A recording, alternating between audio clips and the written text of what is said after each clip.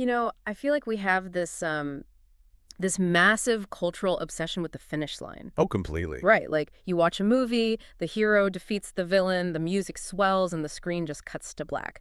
Or, you watch a marathon and a runner crosses that tape. They get a medal draped around their neck and everyone cheers. And it's done. It's done. The problem is solved. Time to go home. Exactly. But the thing is, what happens when you apply that exact same finish line mentality to a complex human life? Yeah, that's where things get dangerous because we naturally crave those clean resolutions. It makes us feel like the world is orderly. Like if X happens, then Y is fixed. Right. But human beings are not math equations. So today, we are bringing you a custom-tailored deep dive into this single, incredibly powerful document. It's an excerpt from a project pitch, and it was addressed to an organization called the Snow Foundation. And it's titled A Voice for Rachel, Bridging the Silence of Isolation. Yes, exactly. And at first glance, it's a proposal for funding. But as you really read through it, it operates as this profound, just heartbreaking narrative about homelessness. It really is. It completely dismantles the idea that simply providing someone with a roof over their head is the finish line. Yeah, it forces a really hard look at the massive gap between mere physical survival and actual genuine emotional safety. Because, just because you are out of the rain doesn't mean you are no longer drowning. Wow, yeah, that's exactly it. And there's this phrase in the pitch that is going to stick with you long after this deep dive is over. They call it a pandemic of disconnection. That phrase is so potent. It really is. And we're going to unpack this today because it fundamentally shifts how we need to understand our entire social safety net. We're going to start with one woman's story, move into this devastating failure of our modern systems, and then end with a highly specific blueprint for how we might actually save people. And to really understand the initiative this pitch proposes, we have to look closely at the person it's named after, Rachel. The timeline of her initial rescue reveals a very hidden and honestly very dangerous flaw in how society views people living on the streets. So let's go back to June 2021. That's when the volunteers who eventually put this pitch together first encountered her. And the scene they describe is just incredibly quiet. Yeah, it wasn't dramatic at all. No. Uh, Rachel is just walking past their charity van in Bisbee. She isn't asking for help. The volunteers, they simply wave her over and offer her a cup of tea. right. That's the entire intervention on day one, just a cup of tea. And she hardly spoke to them at first, which makes total sense. She was incredibly thin, deeply fatigued. And if you look at the psychology of severe chronic trauma, Yeah. this is a very typical presentation. When someone has been in prolonged survival mode, just expending the energy to have a conversation with a stranger is, well, it's a luxury their nervous system simply won't allow. That makes so much sense. But the key to this early stage is the incredibly slow build of trust. She didn't open up right away, but she came back the next week. And the week after that. Exactly. And gradually, over months, the reality of her situation came out. And it's just a harrowing history. Years of domestic violence before she finally fled, followed by street homelessness. Yeah, it's just devastating. And on the streets, she was continually robbed, assaulted, and fundamentally discarded by the world around her. Discarded is really the operative concept there. It implies being treated not as a human being, but as refuse. Like society had fundamentally thrown her away. People just walked past her every day as if she were invisible. Right. So when the volunteers at the van step in, they start doing what we all typically view as the quote-unquote right things, the tangible, measurable things. The physical interventions. Exactly. They give her food vouchers. They get her clean clothing. They give her a mobile phone and keep that detail in your back pocket, you listening, because that phone becomes incredibly significant later on. Oh, absolutely. And they help her navigate the bureaucracy, too. They sit down and fill out her Centrelink forms, which, if you aren't familiar with it, is navigating the absolute maze of the Australian welfare and social security system. It's intimidating for anyone. Let alone someone in active crisis. Yeah. So they help with housing applications. But the thing is, they didn't just process paperwork. They sat with her. They cried with her. They laughed with her. Every single week for 4 months. They essentially built a scaffolding of human connection around her, all while simultaneously working toward that societal finish line we talked about earlier. Getting her off the street and into a home. Right. And then the finish line actually arrives. Rachel is finally offered a flat. A tiny flat. But it's a home, right? It has a door that locks. And to most of society, this is the victory montage. Right. Problem solved, The homelessness is cured. Roll the credits. Right. But looking at a tiny flat as the cure for homelessness is, it's like pulling a drowning person onto a life raft, but leaving them adrift in the middle of the ocean without a radio. That is a perfect analogy. I mean, yes, they aren't swallowing seawater right this second, but they are still entirely unmoored and in immense danger. And that is exactly the illusion the pitch highlights. Yeah. The physical threat of the street is gone, but the vulnerability remains entirely intact. Because there is this utterly devastating caveat that follows her move-in. She gets the roof, yes, but she doesn't get safety. Yeah. She has no family, no friends, just silence and fear. Well, and think about the biology of this. Not only can you not let your guard down after that kind of trauma, your nervous system is literally wired to perceive a threat in every shadow. Wow, yeah. On the streets, Rachel was in constant, imminent danger of assault and theft.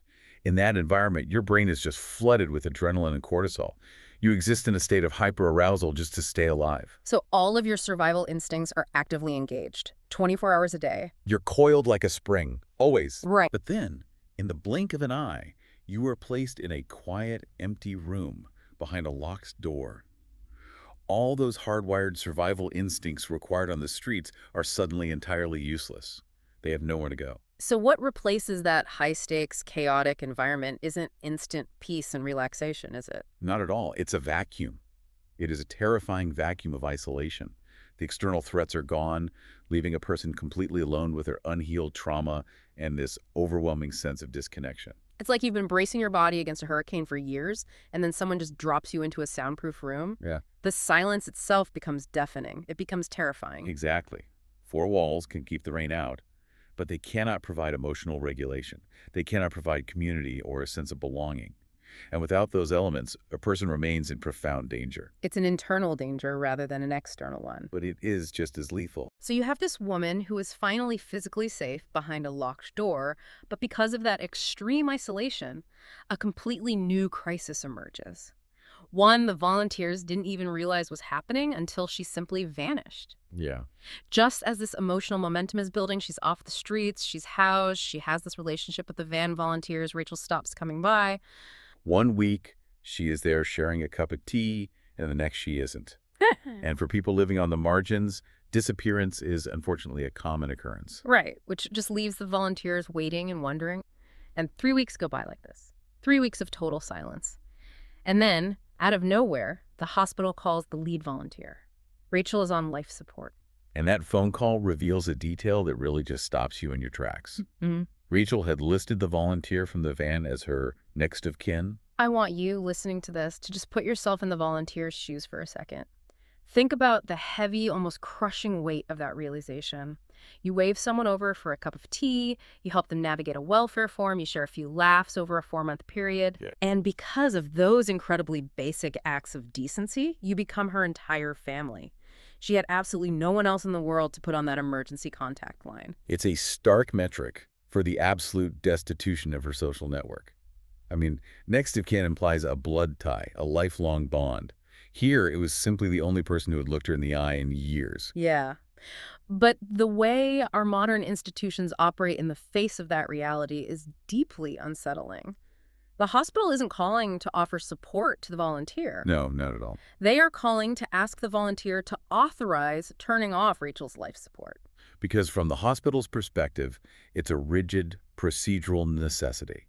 They have a patient on life support, they need legal authorization to change the care plan, and they just follow the name on the form. But when the volunteer answers and admits, honestly, I am not her legal family, I just know her from the charity van, Right. The hospital doesn't ask for more context. They don't try to work with the volunteer. Just hang up. They hang up the phone. And Rachel simply disappears as though she never existed. The volunteer never even finds out what happened to her after that click on the line. It's devastating. I mean, how does a human being just vanish in a modern, highly documented, digitized medical system? Because systems aren't built for nuance, they're built for liability. What's fascinating and horrifying, really, is the immense friction here between two completely different languages. What do you mean? Well, on one side, you have the deep, messy human connection Rachel so desperately craved, and on the other, the cold, unyielding protocol of the hospital bureaucracy. Wow, yeah. They couldn't be more at odds. One is about survival through connection, and the other is about risk mitigation. Exactly. The hospital operates on legal definitions and systemic efficiency. Next of kin is just a legal checkbox. If you don't fit the precise legal definition, you are a liability risk and you are removed from the equation. God, that dial tone on the other end of the line is incredibly symbolic, isn't it? It represents the ultimate societal discarding of Rachel. She was discarded on the streets by everyday passersby, and ultimately she was discarded by the institution at the very end of her life. It is chilling, and it leaves the volunteer totally stranded with this haunting guilt. And that guilt, the what if, becomes the catalyst for everything that follows. They are left asking, what more could we have done? And the lack of closure forces a complete evolution in how these volunteers operate. They recognize a systemic failure, and they basically refuse to let it stand as the status quo. They realize the charity van just isn't enough. Handing over the keys to four walls isn't enough, so they ask a new question. What if we had called Rachel? The phone. Exactly. Remember that mobile phone they gave her when she was on the streets? They gave her the physical device, but they didn't use it to bridge the gap when she was sitting alone, terrified, in that silent flat. Because waiting for a traumatized, isolated person to physically commute to a charity van is a fundamentally flawed model. It requires the person in crisis to summon the executive function and emotional energy to seek help. Which they just don't have. Right. So they completely flip the methodology. They decide to be proactive. They start making regular phone calls to the women they met at the van who have been housed. And the goal isn't just a quick wellness check or a clinical survey. The pitch specifies the exact purpose of the call: to remind the woman she is valued, to listen, and to help her find genuine connection and community. And it scales up incredibly fast, too. The pitch outlines that this grassroots idea has grown to the point where they are now calling 120 Brisbane-based women every single week. That's huge. And it's not just the original van volunteers doing it anymore. It's professional counselors, social workers, and everyday people who just want to offer a lifeline to someone in crisis. They took the exact same services they provided physically at the van, the support, the guidance, the empathetic ear, and decouple them from a physical location. Right. They are delivering it privately, one-on-one, directly into these women's homes for as long as they need it. Think about it like an invisible tether. Oh, I like that. When a physical location, like a van parked in a city square, is out of reach, maybe the woman is too paralyzed by anxiety to leave her flat, or maybe she lacks transport, or maybe it's just raining outside, that mobile phone becomes the only bridge across the void. It penetrates the terrifying silence of those four walls in a way a physical service just cannot. Which forces us to look closely at that phrase you highlighted at the top of the deep dive: victims of the pandemic of disconnection. Yeah, calling it a pandemic is a very deliberate, very potent linguistic choice. It's an intense way to frame it. It takes this feeling of loneliness, which we usually brush off as just feeling sad or having a tough week, and elevates it to a full-blown public health crisis. It really removes the stigma of personal failure, doesn't it? Absolutely. By defining it as an epidemiological crisis, it demands a systemic medical response, not just pity. It's not just a housing crisis anymore. It is an active public health emergency of isolation. The isolation is the disease. And if disconnection is a deadly disease, then a Whitley phone call completely shifts in its value. It's no longer just a polite chat. It is a vital, life-saving intervention. It is the literal antidote. Regulating someone's nervous system through human connection is a form of healthcare. Yes. It is the medicine for the disease we completely ignored when we thought handing out keys to a flat was the finish line. And that realization is the engine driving the actual purpose of the source document. Having proven this model works with 120 women in Brisbane, they realize they can't just keep this to themselves. No, the need is too great. Exactly. The pitch pivots from a story of localized personal grief into a formal plea to scale this compassion systemically. But translating empathy into a structured, fundable system is incredibly difficult. You have to convince a board of directors that a phone call is a tangible program worth investing in. And that is exactly what they are asking the Snow Foundation to do. They want to take this proven Brisbane model and expand it across state lines, creating a massive project for women in crisis in New South Wales. And they named the project A Voice for Rachel. Yeah. Just reflect on the butterfly effect of that for a moment. You have a single, silent woman walking past a van in June 2021. She was tired. She was ignored by the entire world. And yet, her quiet tragedy became the direct catalyst for a multi-state foundation pitch designed to save thousands of others. It's incredible. By naming the initiative A Voice for Rachel, the creators of this pitch ensure that the hospital was dead wrong. She didn't disappear as though she never existed. Her existence is the very bedrock of the entire expansion. It bridges grassroots empathy, that initial cup of tea at the van, with the strict requirements of institutional funding. It essentially says to the foundation board, we understand the root cause of this societal failure in a way that traditional housing policy simply does not. Right. We have the data from 120 women to prove our proactive intervention works. Now, we need your resources to build the infrastructure to stop this from happening anywhere else. It proves that empathy isn't just a warm, fuzzy feeling. It's an actionable, measurable methodology that can be deployed at scale. It challenges anyone reading it to completely redefine what an effective social program looks like. Ugh. It demands that we look beyond the physical symptoms of poverty and address the profound emotional starvation that accompanies it. So, as we wrap up this deep dive, let's look at the journey we've just taken. We started by breaking down the illusion of the finish line. The dangerous assumption that giving a homeless person 4 walls and a roof solves their problem and ends the story. Rachel's story completely shatters that illusion. It does. We examine the biology of trauma, how surviving on the streets wires the brain for hyperarousal, and how placing that hypervigilant brain into the sudden isolation of a tiny flat creates a terrifying psychological vacuum. We looked at the jarring, cold reality of institutional bureaucracy, a hospital hanging up the phone, treating a human life as a liability risk, because human connection didn't fit neatly into a legal checkbox. But importantly, we explored the proactive antidote. The realization that if isolation is a pandemic of disconnection, then a consistent weekly phone call is elevated to a critical, life-saving medical intervention. This document, A Voice for Rachel, challenges you to look at the isolated people in your own periphery. Yeah, think about your own life, the safety nets you completely take for granted. It asks you to rethink what it means to be truly safe.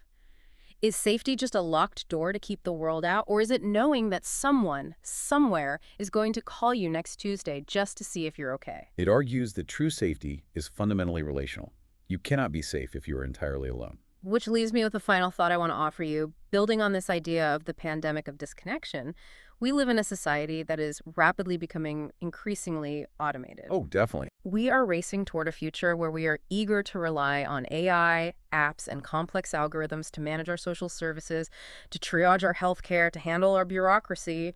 We tell ourselves that efficiency is the ultimate goal, that if we can just process the paperwork faster, we'll solve the crises. Right. But maybe, as the world gets more technologically advanced and structurally cold, the ultimate luxury and perhaps the absolute most vital medical intervention of our future won't be a sophisticated, automated procedure or an app on a phone. Because technology might optimize the delivery of a food voucher or a housing application, but it cannot synthesize empathy. It cannot provide the feeling of being genuinely known by another person. Exactly.